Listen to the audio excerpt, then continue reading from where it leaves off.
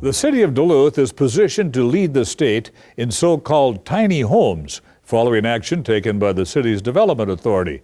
DETA gave preliminary approval to transfer parcels of land to potential tiny house developers. Almanac North producer Greg Grell spoke earlier today with Duluth housing official Jason Hale about this plan.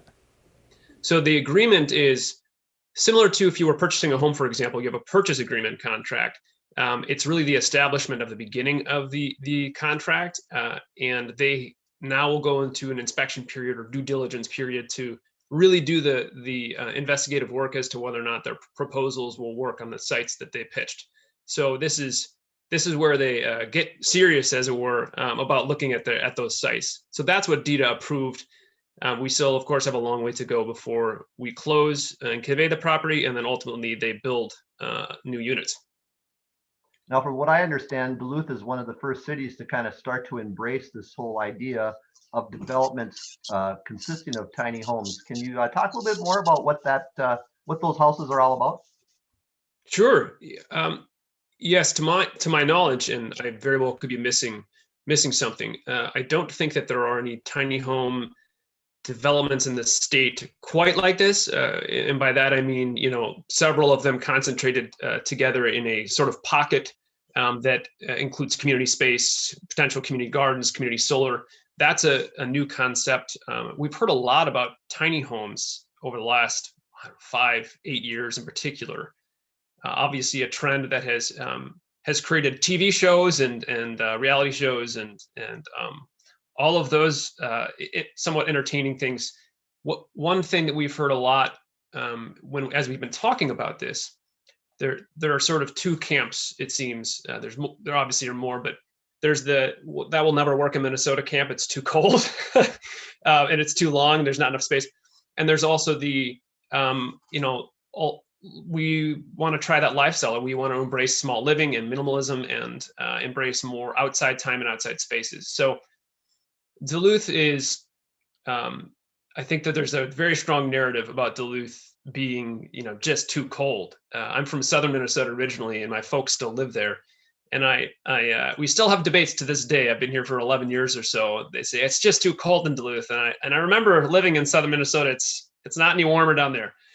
So all of that to say, I think that this is an opportunity to show that this could work here. There has to be a first.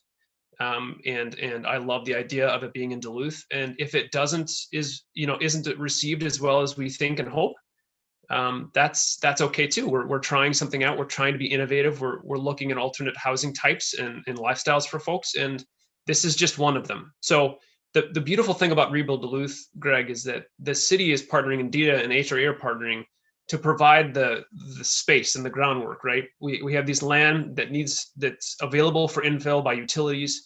So it's maximizing that opportunity throughout our city. But the real risk is on the developers who want to try these innovative ideas. If the projects don't go, well, or they don't get the rents that they want or any of that, then that's up to them to figure out, but we're at least providing that chance. So how does this fit into the overall plan to bring more housing to Duluth? I mean, that's the housing shortage has been an ongoing issue here. We've got a community where people are looking to move, but oftentimes having a difficult time finding a place to live. One thing we've learned, or that has been confirmed, we suspected and knew, but has really been confirmed through this Rebuild program, is that in today's market, where housing is so expensive, not only to rent, but really, really expensive to construct, and Duluth especially so, even compared to the rest of the state, we've learned that affordable has often equated to small. So the cost to construct these smaller structures, from 200 to 500 square feet or so, is still high, especially per square foot. Because you still need baths, you still need a shower or a sink, stool, kitchen, all of those same, living amenities that you need. That they're still in a tiny home. It's really just about the extra space that you're sacrificing. So what I think is intriguing about this is that we can creatively utilize parcels around town to create a little more density, offer a different type of lifestyle and housing product. And it's just, again, one more thing we can try If it's not overwhelmingly successful, that's fine. But it is an option for people, especially seems to be a large demand and growing demand in Duluth for outdoor recreational lifestyle and smaller living, and really embracing the outdoors more than the space indoors. So what happens next then, Jason? What's the time frame as we move forward with this proposal? Well, the current the land sale agreements that were approved on Wednesday at DEDA lay out a timeline for the inspection. Like I said, the inspection period, there's a title period where we have to do, like any other transaction, title commitment work. The goal is to have these properties closed on and conveyed by June 1st. I say goal because one thing that last year taught us is that flexibility is really a virtue. So we want to make sure that we're really helping support these projects and these developers, and being adaptable if we need to. Things come up that we just can't anticipate.